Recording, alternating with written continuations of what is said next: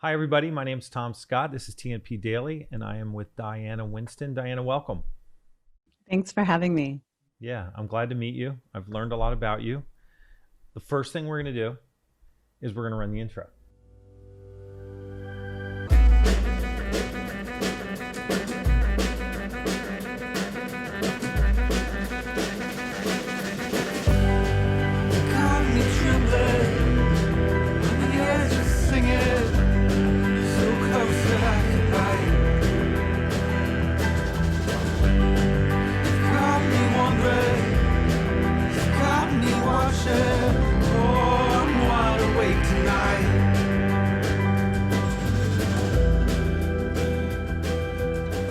I've been excited to meet you.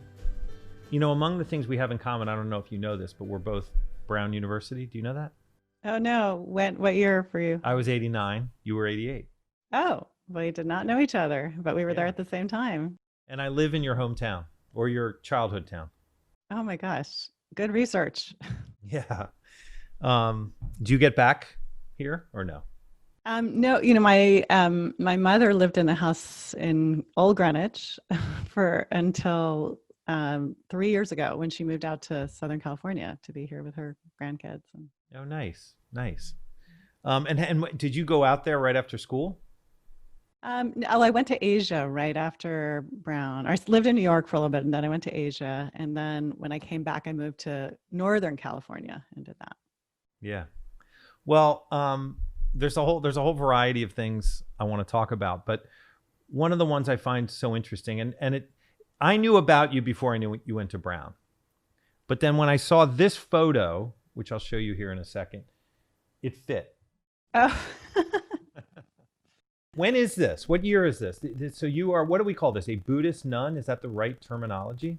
that's correct. Yeah, I was a Buddhist nun, and it was taken when I was living in Myanmar, or we called it Burma back then, and that was 1998. And what drew you there? I was that teacher that you saw had been my meditation teacher for a long time. He used to come to the United States. His name is Sayadaw U Pandita. He's passed away now, but he would come to the United States and teach. And I mean, I had a lot of teachers from the West as well, but he was my Burmese teacher. And he kept saying to me, "Come to Burma and practice, and you can ordain as a nun." And I was like, I don't know about that. But about 10 years after getting to know him in the practice, I decided that I would do it. Wow. Was that scary? Was it, I mean, or were you like ready for that? Both.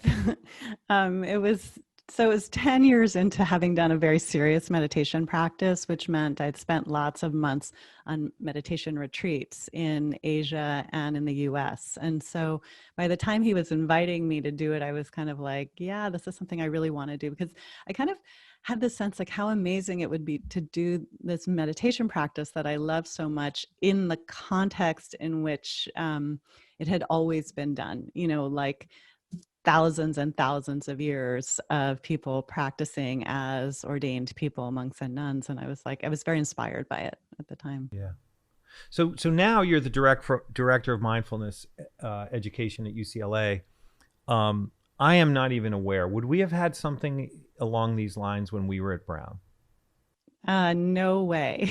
No way. No. No. We did have, the Zen studies that, we had a professor who would have meditation groups like secretly upstairs in his little office, but basically that was what was going on. And that's just the times. This is like a cultural shift largely. Yeah. Oh, yeah. Yeah. And now Brown has a mindfulness center, a big one with a lot of endowment research, a lot going on, and a concentration in contemplative studies. You Lots of were meant change. to speak at on March the 15th of this year, right? And it was canceled because of COVID. Am I right? Am I You're a right? very good researcher. Yes, that is correct. I saw that and I thought, oh wow, that would have been cool. But we all remember that sort of period quite well, that how the world sort of rapidly was changing at that time. Let me just give you a little bit of perspective on how I come at this. So we have these 9 practices, and among them is mindfulness. I want to talk about that term a little bit, but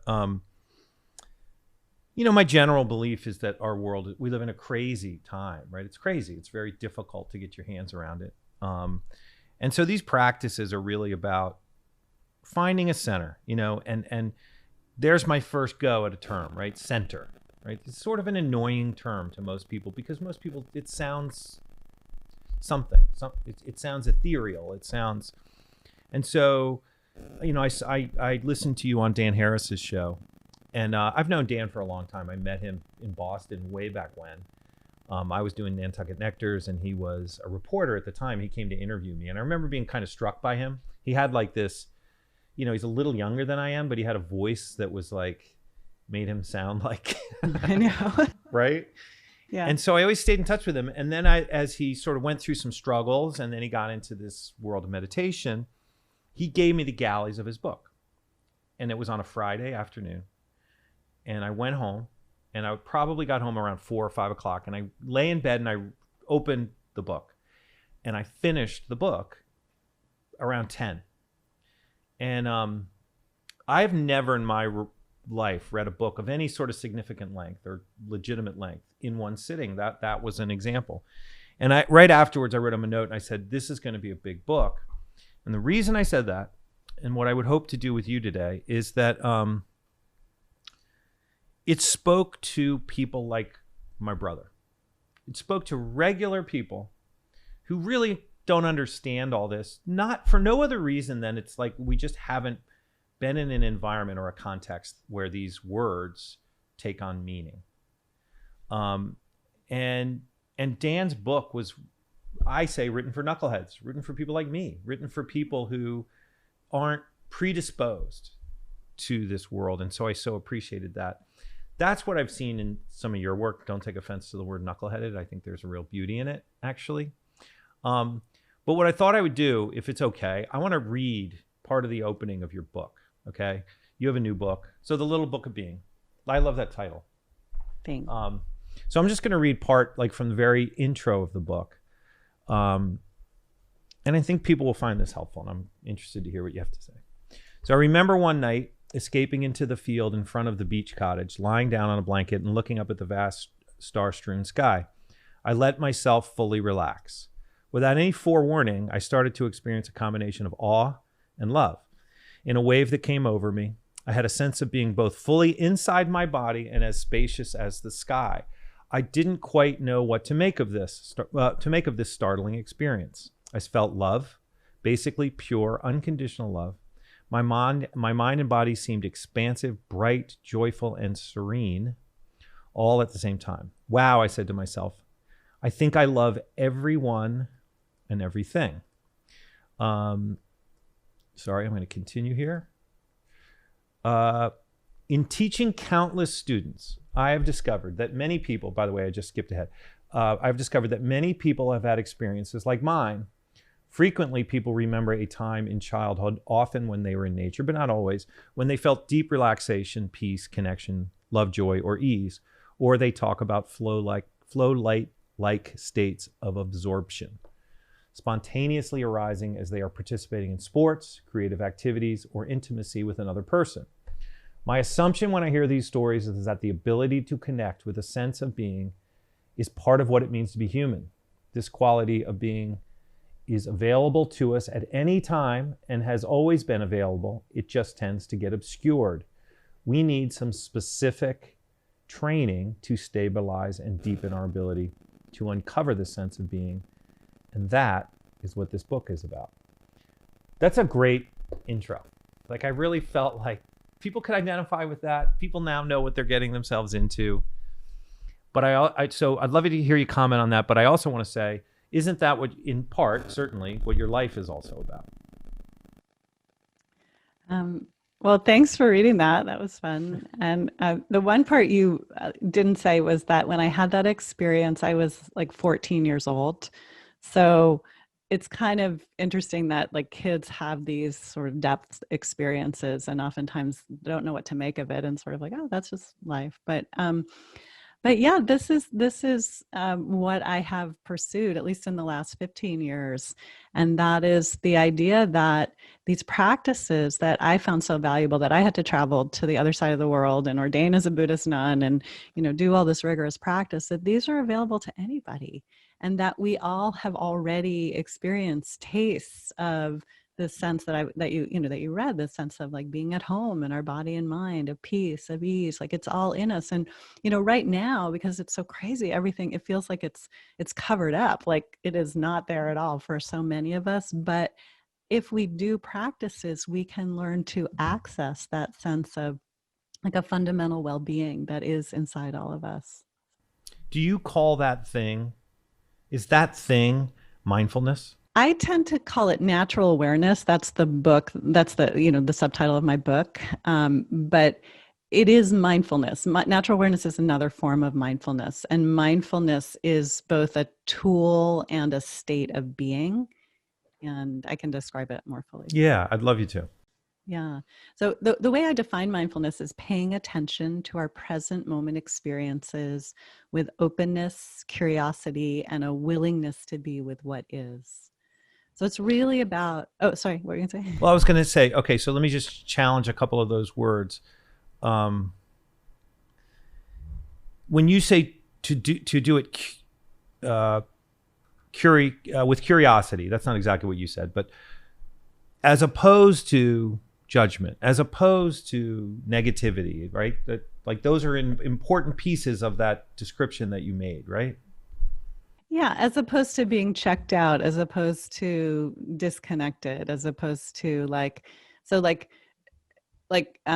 that quality of curiosity. It's not that we're sitting here like thinking about every aspect of our experience. It's just that we're like open to our experience with an open, curious mind, rather than being checked out from life like we are most of the time. So just an example, like really quickly, is like, if you can eat something, let's say, so there's a very famous exercise that's done a lot in mindfulness circles where you're given a raisin or a grape or something like that. And we teach people to eat it with awareness, with this openness, curiosity. And it's really simple to do. Anybody can do it. Little kids can do it, and you just can close your eyes and chew and really taste the raisin or the grape. And it's like you've never tasted a grape before. When you put your full attention, when you bring your mindfulness to it, it's an incredible experience, because 99% of the time when we eat, we're just checked out. We're texting, we're watching the news, we're, talking with someone. So when we can bring in this quality of attention that we're talking about, it changes the experience. And that's what mindfulness can do. And why is that good? Like, why? Why would that be the preferred state, or among the preferred states of being? Yeah. There's a lot of different reasons. And one of the reasons is that we live so much of our time lost in the past and the future. So if you check into your mind at any point in the day, you're probably thinking about something you did, replaying it. Why did I do that? Why did I say that? Or, just going over it. Or you're thinking about the future, planning, worrying, catastrophizing, worst case scenario, right? And our minds tend to go back and forth between the two. And so sometimes we're in the present moment, but we're often like in the present moment, wishing it were a different present moment, Yeah. So when we go into the past and the future, that's where anxiety, worry, depression, like all of these states of mind that can be, so painful and so challenging to deal with, that's where they happen. If you were to just like stop for the moment and go like, okay, how am I in this moment? Probably it's neutral or even okay. Not if you're obviously in severe pain or something, but if we can train our mind to not be lost in these thoughts of the past or the future, we can come back to the present moment, to this place of ease and well-being. And that is accessible to all of us. Part of how I think about what you just said, and I'm curious how you think about this. For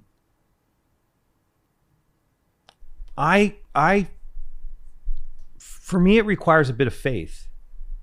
And it requires faith because, well, one, for me, I feel connected, which I'd love to talk to you about what that might mean. And I'm not so proud of what I'm about to say, but like, one of the reasons I look at the past and the future is because I don't want to make the same mistake again, A, and B, I want to like get the thing right, whatever it is, a business thing or whatever the hell it is. And I mentioned faith because if I get a sense of the universe will provide, or God will provide, well, I'm more okay with this being in this presence. Now, maybe that's wrong. Maybe that's a negative take on it, but for me, I have found that those two things end up going hand in hand. And that is my mindfulness, when I think I'm in it, is accompanied by a certain kind of faith. I feel like with mindfulness, you don't have to have a particular belief system, or you could have any belief system. And your belief system, it sounds like, is supporting and supportive of mindfulness. And so I say, great, keep going, keep living your life in that beautiful way. And other people, it might just be like, mindfulness teaches me how to work with my crazy mind, with my wild mind that's always out of control. It helps me feel centered, connected, at home in myself. And it helps me work with difficult emotions. And that might be enough for a lot of people. It helps reduce my stress. And so I think, as I said, people are in really different places.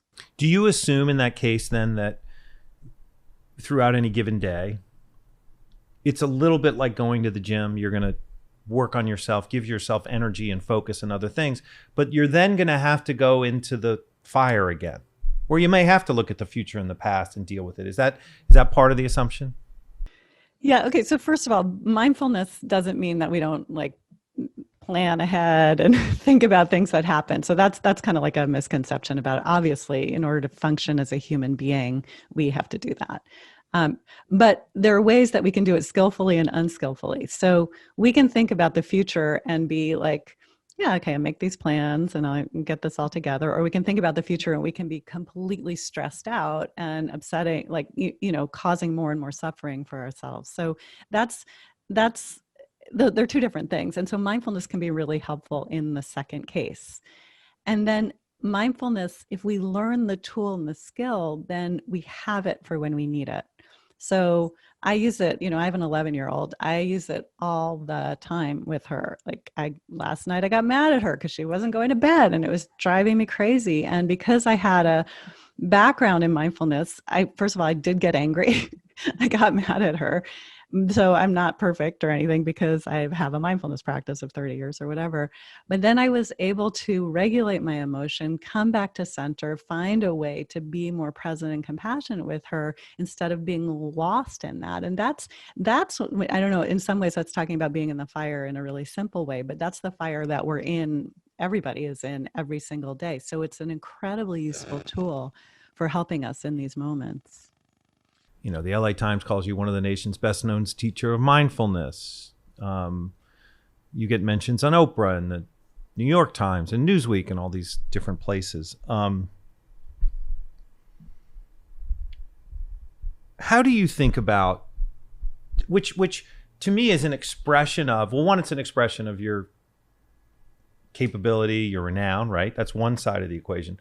But the other side of the equation is there is obviously a curiosity here, or they wouldn't do these things. Does the world need it more now? Why is that? How do you think about the curiosity of this topic that has certainly blossomed in the last couple of decades?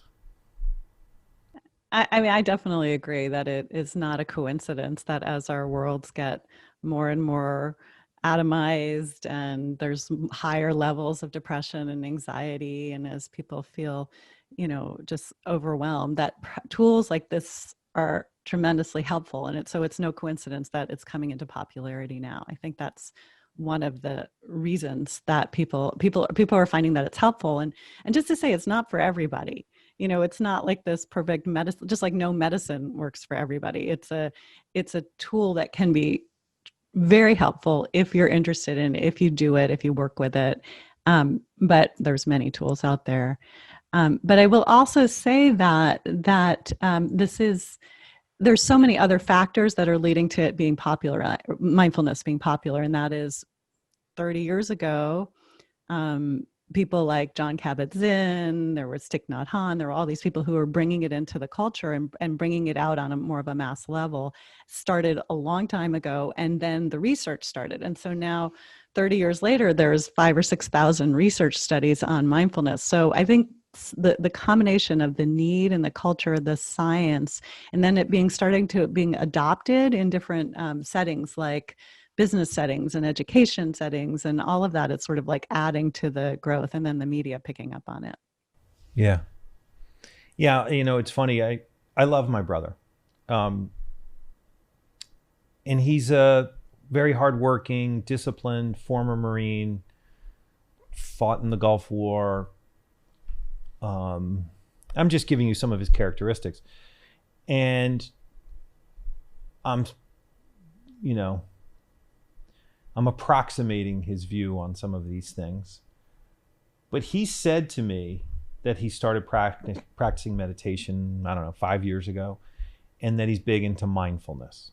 Now, I'm saying that because, first of all, I remember, my mother was sort of always ahead of the curve. She practiced yoga when we were kids, so in the late 60s and early 70s, which is generally ahead of the curve. Wait, so did my mom. Maybe they knew each other. Yeah, maybe, because that was a small world back then, right?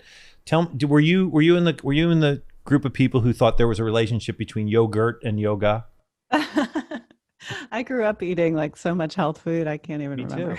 Me too. Sprouts.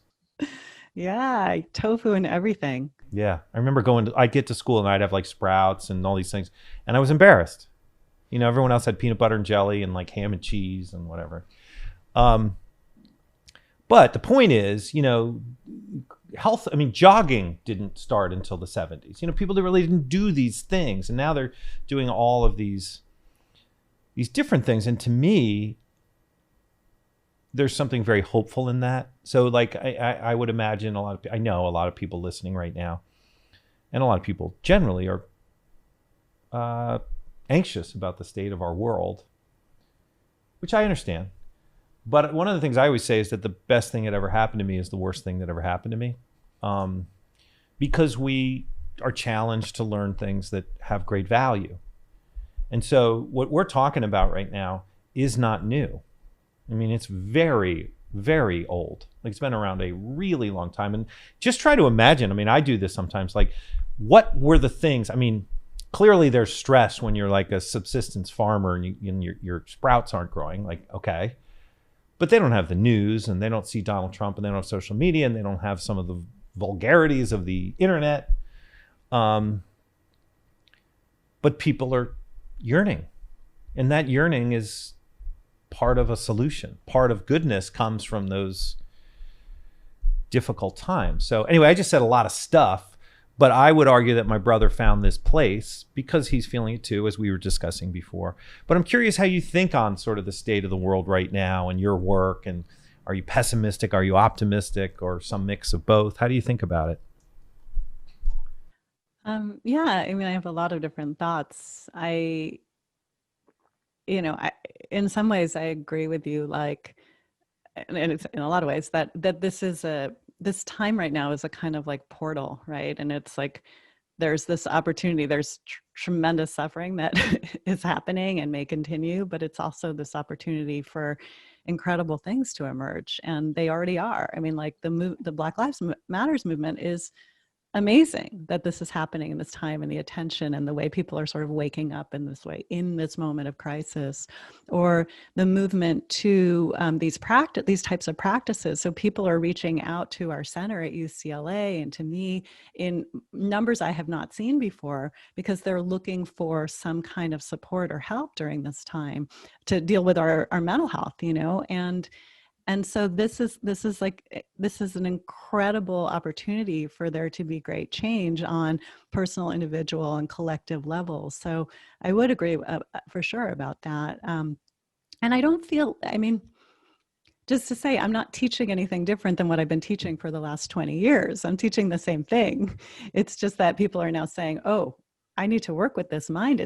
I can't deal with the uncertainty, with the anxiety. I need some help. And so we say, okay, here are some tools that we know work pretty well, Do you think of your work as service, and how much of that is a motivator for you? Absolutely. Absolutely. Yeah.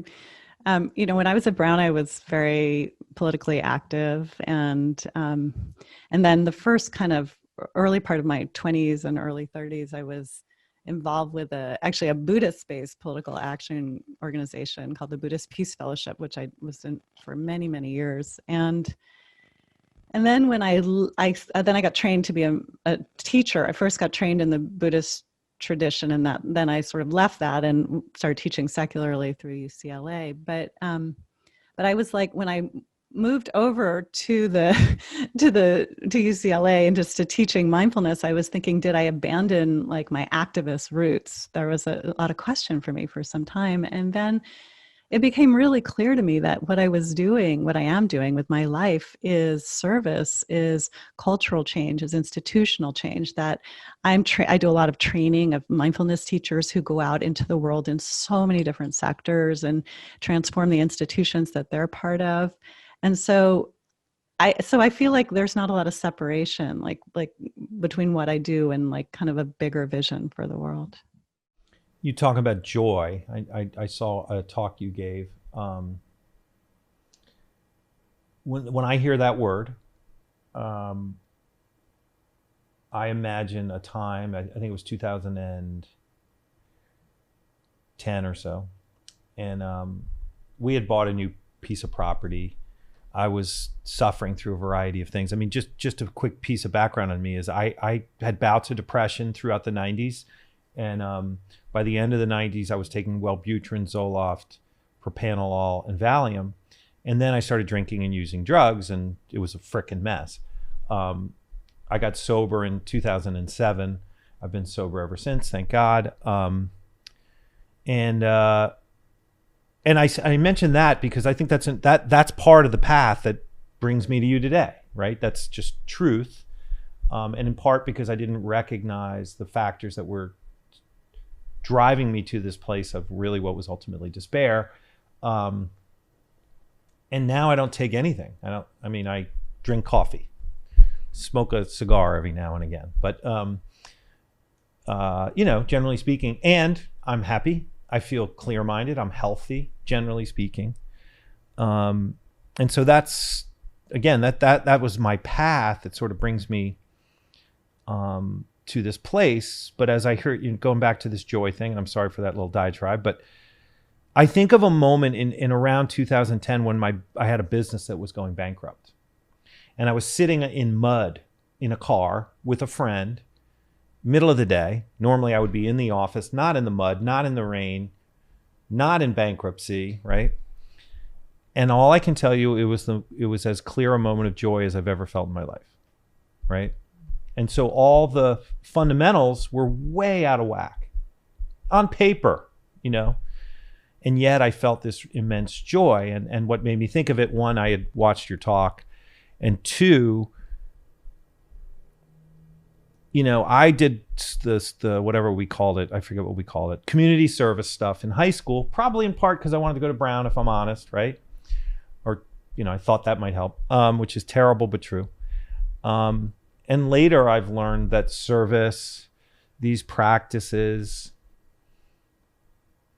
that's what they give you, is joy. And sometimes joy is surrounded by a mess.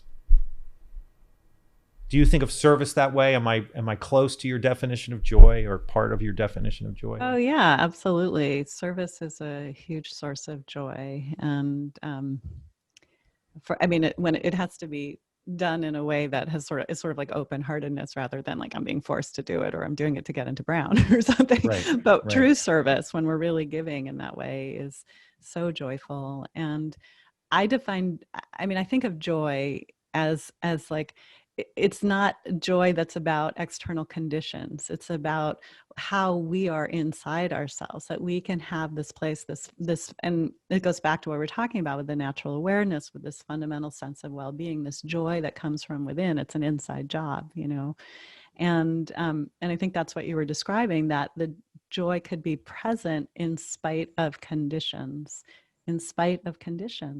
Yeah. And that's like radical, right? Because everybody thinks that, it's when I have, all the outward expressions of success, then I'll be joyful. But we know how many people that has failed, right? And so I don't know, I'm just as you're thinking, I'm just reflecting of right before I came on to do this with you, I was making breakfast for my daughter, and I was I was just like, putting jam on a piece of toast. And I just started to feel this like wave of also joy and peace. And I was like, wait, the world's a mess. It's a pandemic. We're stuck in our house. It's so, this is happening politically, the election, RBG, all of that is happening. And I'm like, but wait, there's something inside me that's just peace. Yeah. And it's okay, Yeah. Well, yeah, I mean, I ran a marathon in 1992. Here's the reason I brought that up. Because I'm just a regular Joe. And running if I can run a marathon, anyone can run a marathon. I mean that so much at the bottom of my heart, because when I say I ran a marathon, the guy I work with, he's like, oh, I don't think it's like, oh, that's just not true.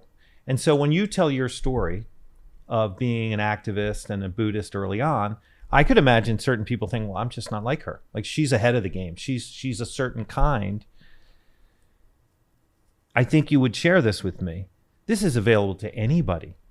Like, this is right over there. It's right across the room. I mean, and I am a guy who took all those pills and tried the therapy and all that stuff, who now lives mostly a life of joy because I took on these practices, and I don't have to pay for the pills, let alone take the pills. I mean, it's such a relief. But that's something that matters to me a lot, is that I think people are intimidated by these kinds of things, or they think, oh, it'll never work for me, and I just got to go take pills. I got nothing against pills. Okay. I don't want to overstate that, but I do believe that these are things that are so accessible to people, and I'd love them to walk through that door.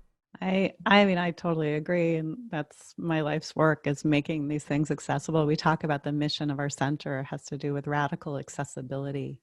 So these are made available to people no matter their religion, their background, their age, their, race, culture, so but the thing is, as I sort of said this earlier, you have to want to do it, and it's not for everyone. And I think the really cool thing about these times is, instead of it being hidden away upstairs in, my Zen professor's office or somewhere in Asia, it's all over the place. I mean, there's like jillions of apps now and online classes, and there's so much free content now. So it's accessible to people, but it takes, a desire. And as I said, it may not be the right thing for everybody. Some people might find their doorway in differently, and that's okay. Yeah. Well, I think about, again, going back to Brown, our parents, generally speaking, among other things, they won World War II. They did historic things that probably were necessary. Defeating the Nazis was a big deal. And, America was building itself at that time and becoming maybe what it is today, for better or worse. And so most of what I think our generation was taught was this thing called success, that was largely about colleges and corporations. I mean, there's exceptions, but that's largely what it was. So our college reflected that. I think our college was probably on an edge that was maybe more progressive than other places, but it was doing the thing it had to do.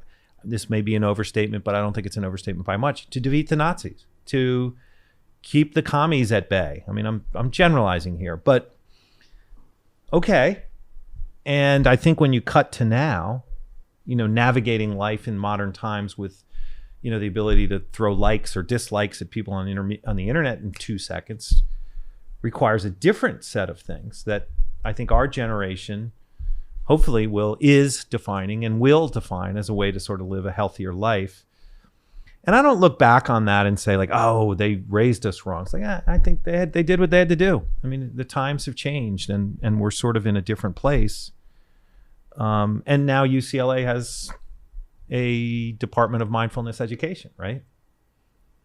Which is a beautiful thing. And do you think, like, how differently do you think of being part of the academia today? Do you see it as a place that's evolved and you're pleased with, or it's got a long way to go? Like, how do you think about that?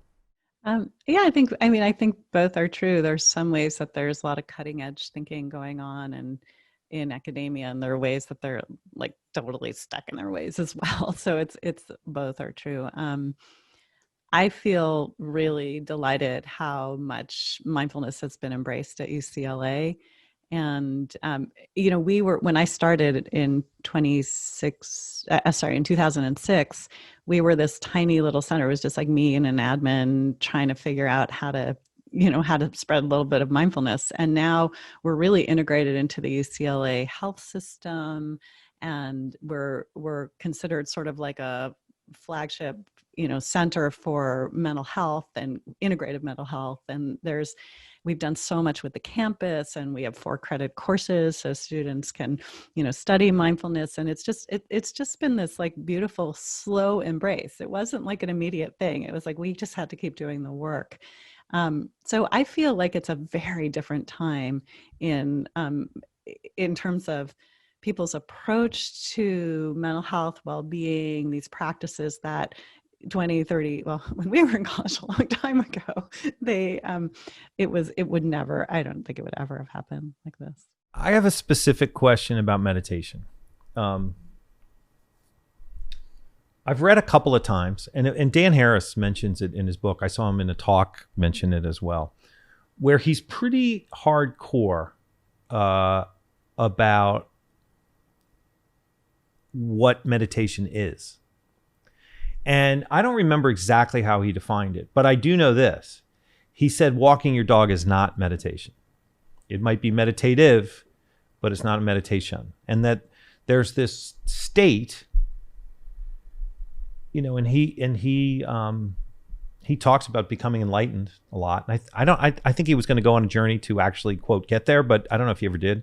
I have to check in with him on that. How do you think about that? And I'm a variety of minds on that. There's some part of me that says, oh, that's a bit much. But then there's another part of me that says a closer definition would be helpful. And I would never say walking your dog is bad, but maybe it needs sharper definition. How do you think about that? Okay, so there's a lot of pieces for me in this. First of all, when I think of meditation, I just want to kind of like a little education piece. So meditation's like a huge category, like sports is a huge category with hundreds and hundreds of sports, and meditation has hundreds and hundreds of types of meditation. And mindfulness is a type of meditation. And it's the one that Dan focuses on. And that's what his whole, app and his life is about in that way. And mindfulness is both cultivated through a meditation. So it's a type of meditation practice, and it's a quality of attention we can have at any moment. Okay. So going back to the dog, I will firmly argue for the fact that you can do dog walking meditation. In fact, on the app that I'm part of with Dan is my dog walking meditation on the 10% Happier app, which anyone can do. So, but here's the difference. You can have a kind of like meditative approach. You can just sort of be like, try to be present as you walk the dog. That's like that. I would say that's like a mindful approach. Or you can deliberately make it a mindfulness practice where you're staying embodied, walking each step, pausing when you pause so the dog, pees or whatever, that you feel your feet on the ground, that you notice the joy that's coming up or the laughter, the humor, that you use it, that you keep coming back into the present moment, and it becomes its own practice. And in that way, it's kind of like a metaphor. Like mindfulness can be a part of our life in any moment. It can be done through meditation, but it can be something that we incorporated all the time. And it's what I try to do, and, fail quite a lot, but do my best to bring mindfulness into my life. And okay. And so within that, here's where I've gone on this, and maybe I'm off. I try to find, I do floating, for example. Floating's pretty intense. Like there are moments when I float where I feel, I'm going to say for me, my highest order of what I think ultimate meditation is. That's probably me using lame language. Ultimate meditation. Buddha might scold me for saying that. Wait, when you say floating, do you mean like a flotation tank or something? Yeah, like a flotation tank. Yeah. Oh. Have you ever done that? A couple of times. Yeah. And I try each day, even for a few seconds, to find this real nothingness place. And then I do a lot of other things, walk, exercise, that to me all work back to that nothing place. So, and for me, it's important to know the nothing place, probably using language that isn't exact for different people, but that's how I think about it. And that it would be hard for me to center myself without knowledge of that place. And therefore, a certain part of thinking of meditation as something specific is helpful. Does that make sense? Except for the last part, you're saying thinking about meditate as a way to access that nothing place.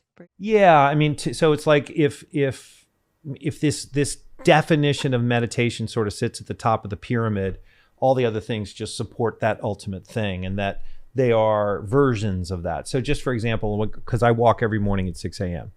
and this is a relatively new practice for me, and I hear the sound of my feet on the ground, and I hear the birds and the frogs and the water and all those things, and it's beautiful, but they're kind of made possible by virtue of the fact that they're supported by ultimate observation of eternity, which I think of as nothingness.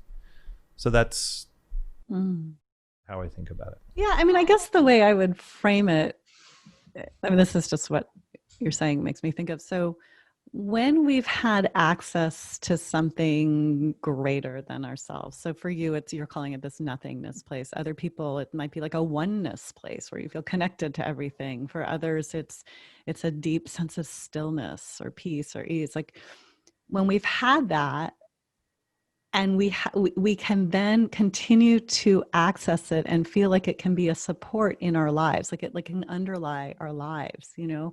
So this is why with a meditation practice, you do something on a regular basis. For you, it's walking, and you do other practices, but to access that place that you've already experienced, and it's kind of like a through line in your life. So you have it, and it's also something that you can like grab onto when you really need it. Right. So like when we're utterly overwhelmed or anxious, we have these tools to get us to connect with ourselves. And so everybody needs to find what's going to work for them, I guess. You know, I'm reading a new book called The Immortality Key. Have you heard about this book? Mm-hmm. I'm not that far into it, but people I really respect are telling me all kinds of great things about it. And it's a lot about hallucinogenics and sort of this ancient history of hallucinogenics, and then sort of, as I understand it, commentary on the modern. But it's written by an atheist, and let me qualify that. It's the introduction is written by an atheist. That's what it was, and he describes this alternative reality. My words, not his. That for me, it's hard to think like he just stepped into the world of non-atheism by defining it that way, but I don't know. I'm not far along enough to know.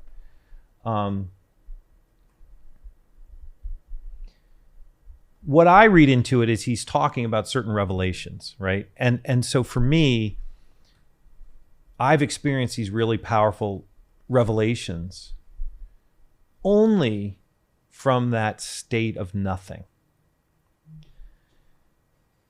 And so with my own team, and I know my team rolls my eyes at me when I say this, because in our 9 practices, I'll say, do it any way you want. And then in this one place, every time I think you've got to understand some form of higher order meditation in order to really understand mindfulness. And they want to smack me. Like, I understand why they want to smack me. But that's where this comes from in me, is I feel like there's this place it's okay if you get to that place and you're atheist. Like, I'm not saying that's where God is, but if there's a God, I think it's where God is. I think it's where God reveals, or the universe reveals. How do you feel about that? Are you on their side or my side in this? Well, I think, I mean, it's sort of what I was saying before. I think we're also individual, and everybody's minds are so different, and that accessing, I'll just call it for now, I'll just call it like a depth experience. And it's also like a deeply transformational experience is what you're describing, because what you're talking about is that like you view the whole world differently because you've had access to this place. Um, I think that people have tastes of it and sometimes longer immersion, but I don't want people to feel like, oh no, I have to meditate in order to get there, and there's something wrong with me if I don't, so that's where I'm like an accessibility hound, like like just do it anyway, because little glimmers and tastes also are like these beautiful Yeah. moments that we Yeah. can access. So it's seeking, like be okay in the seeking, which by the way has been a very healthy thing for me. So I'm contradicting myself as I talk about it. But I guess for me, it comes in part from, I'm fascinated by culture, and quite often we believe we're at the ultimate place, like the way we think about science, for example. There are people we bring controversial people into our fold, and people will challenge them based on, and by the way, I'm all about science, that it's about scientific consensus. And I say, yeah, that's where I sit too. And I expect that scientific consensus will change. Always has. Got to believe it's going to change in the future. But that whatever culture thinks at any given time is probably somewhat equally as absurd as it's ever been. Like, why would it be so different now? That doesn't make sense to me. I don't think because we have iPhones and spaceships that somehow our culture has everything figured out. And so, and I think that this, what I've enjoyed about this trip is that this world is revelatory, is mind expanding, is, I don't know, there's a rush in it that I think is affirming, if that makes sense. Absolutely. Yeah, of course. And what there's this interesting quote from the Zen master Thich Nhat Hanh, and he says, who's quite ill right now. I don't know if y'all know I this, didn't know but that. he's I mean, he's sick and he's not eating. And so we're in probably his last few days. And he's really one of the great masters of mindfulness. And he said something like I'm totally paraphrasing, but people think it's such a great thing to be able to walk on water. But maybe the greatest thing is to be able to walk on this earth.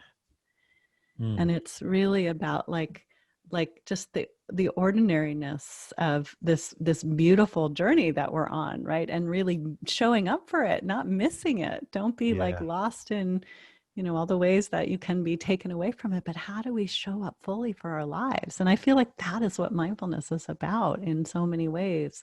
We show up, we're here, we're present, we're not running away, trying to escape the discomfort, we're present. Yeah, I think about some of my lowest moments,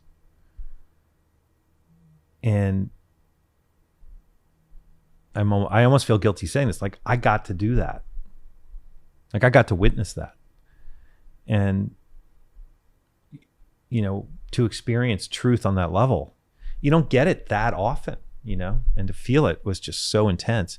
Now, I wouldn't wish it on anyone, but I would also just add, like I was describing having joy in my car, it was pretty powerful. Hey, let me ask you this. So when you think about practice, for me, it's sort of this, well, I don't want to tell you what I think, but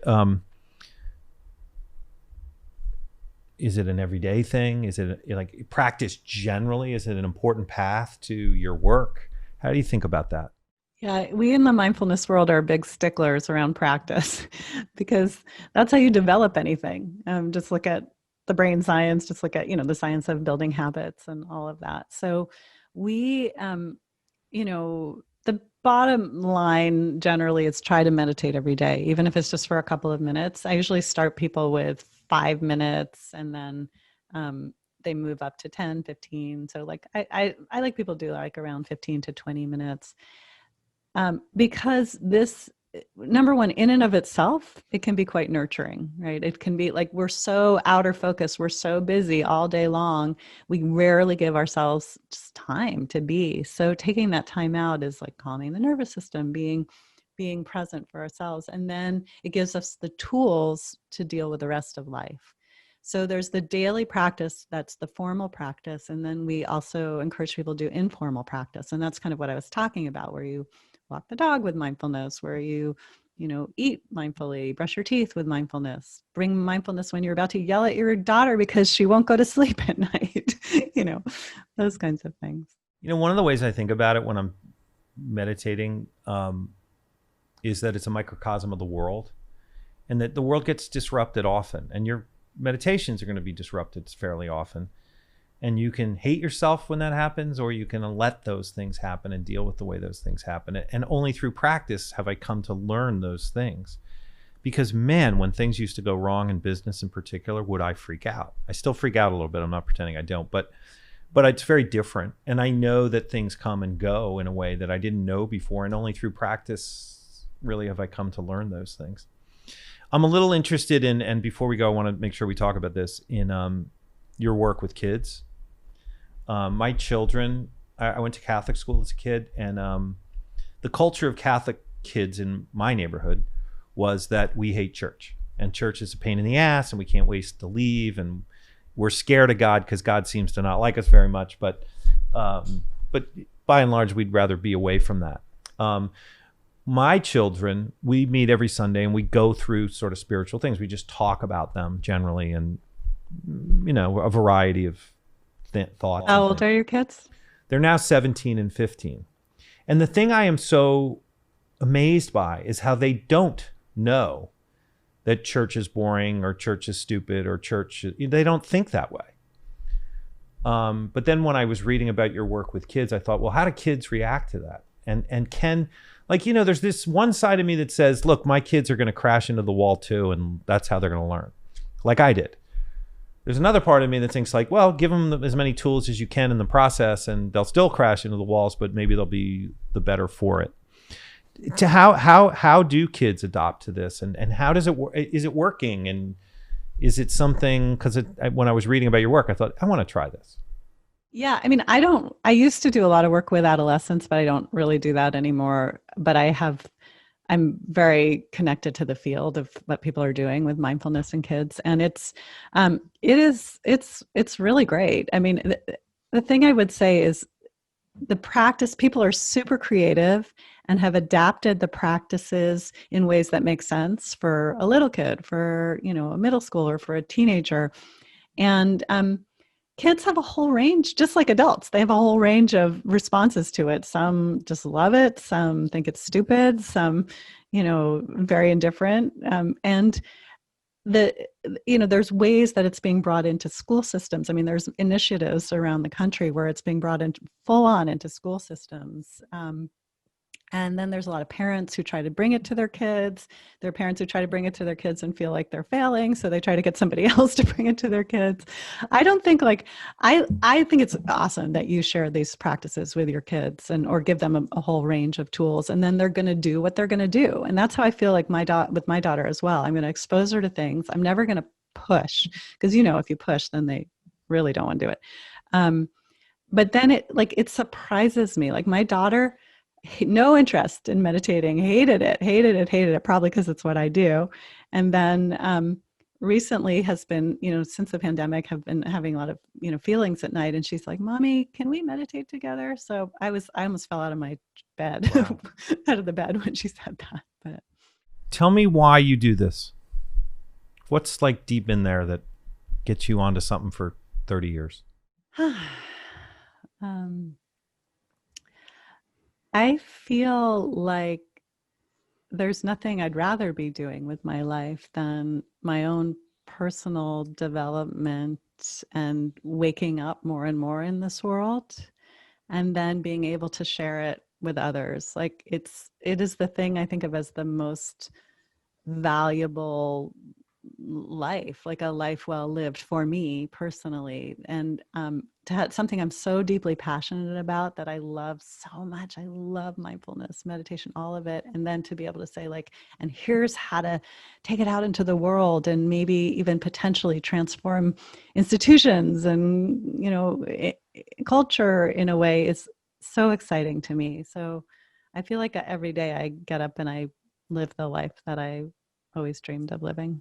If you were going to say something to that man or woman or any kind of person who's in the ballpark of our age and who not very happy, overwhelmed,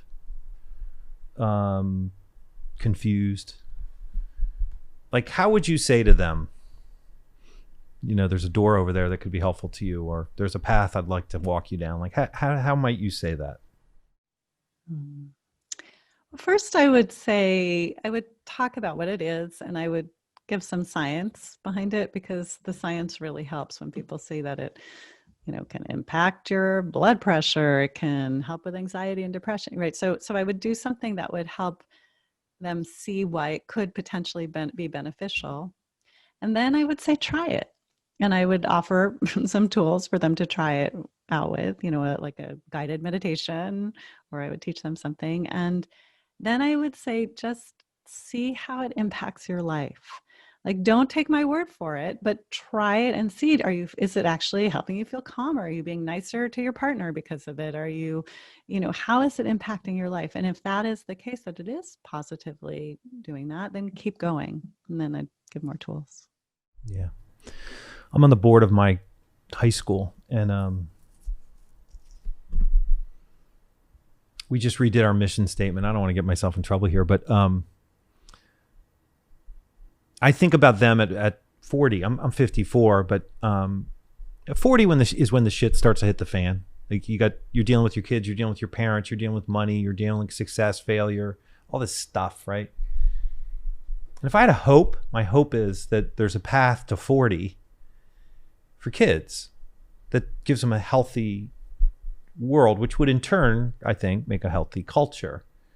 And it's why I ask these questions, because I feel like, it makes me I'm pleased that UCLA offers what it offers.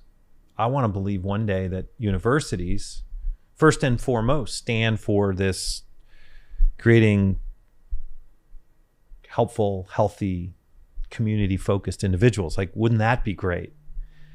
It sounds somewhat utopian when I say that, but as time keeps passing, I think it may not just be a luxury anymore. It may be a necessity based on the world that we live in. So anyway, that's how we think about it. I love that. I think it's definitely doable. And I feel like it's happening in some ways. At least I'm seeing it in a lot of different universities. We call people like you imperfect warriors. Some people don't like the warrior thing, but there are people out on the front lines kind of creating a movement. And I'm sure it's not always easy. I'm sure there are donors who want this, that, or the other thing. And there's all these other issues that everyone has to deal with. And they're measuring like top colleges based on income, which, okay, all right, they're going to do that. But then there are these people who are fighting the good fight. So that's what we would call you. I love that, Tom. Thank you. And yeah, that's great. Thank you so much for being here. And we appreciate it. And we'll, we'll keep following you. And if we can ever be helpful to you, please let us know. That's awesome. Well, it's so fun to talk to you, and with all the overlap in many ways. Yeah. Thanks for being here.